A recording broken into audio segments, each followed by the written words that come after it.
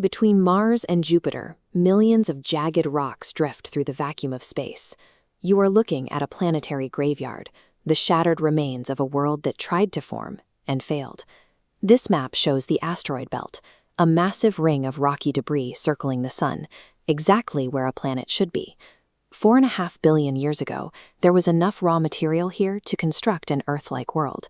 The building blocks of the solar system relied on a physical process called accretion. Microscopic dust particles collided and stuck together, slowly building enough mass to generate their own gravity and pull in even more material. Mercury, Venus, Earth, and Mars all used accretion to successfully clear their orbits and build stable rocky cores. But right here, the construction was violently interrupted. Further out in the solar nebula, Jupiter was growing massive. As the gas giant pulled in gas and dust, its immense gravity sent rolling shockwaves through the inner solar system. Jupiter injected tremendous kinetic energy into the asteroid belt. The debris accelerated, and instead of sticky mergers, rocks slammed into each other, shattering into fragments. The loss was absolute. Within the first 100 million years, 99.9% of the mass was ejected or pulverized. But one object had managed to gather enough mass right before the destruction peaked. We call it Ceres. At a quarter the size of our moon, Ceres survived the gravity war. It remains frozen in a state of arrested development, a planetary seed that never got the chance to fully sprout. When astronomers first spotted Ceres in 1801, using optical telescopes like this one, they logged it as a planet. Decades later, realizing it shared its orbit with thousands of smaller rocks, they demoted it to a dry, lifeless asteroid.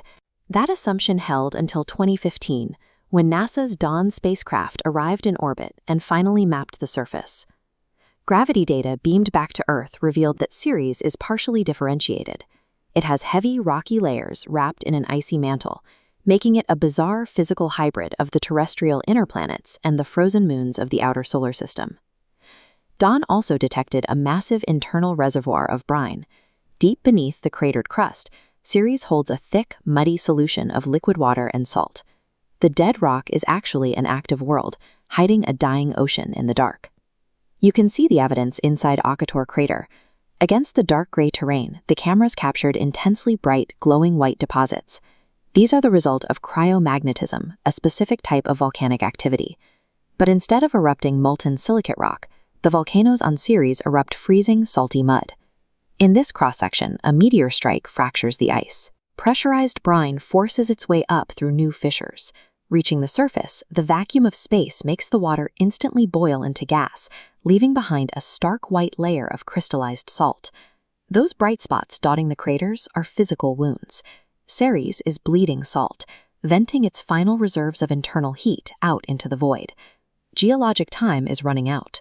Because Ceres is so small and lacks a permanent atmosphere to act as a blanket, it is completely incapable of holding on to its internal heat. The warmth left over from its formation is radiating directly into space. Down in the mantle, the core temperature is dropping. The remaining pockets of liquid brine are stiffening, slowly crystallizing into solid ice. A world needs sufficient mass to insulate its core. Without it, the planetary engine simply seizes up, and the geologic heartbeat stops. Billions of years from now, our sun will exhaust its hydrogen fuel and enter its red giant phase. The dying star will swell, pushing a wall of intense, creeping heat outward across the terrestrial planets and straight into the asteroid belt. This diagram illustrates sublimation.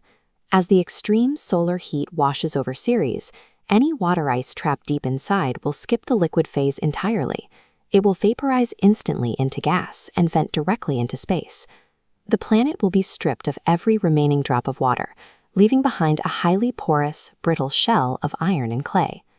Ceres will drift as a completely hollowed-out gray marble, a world denied its formation by Jupiter and ultimately cremated by the sun.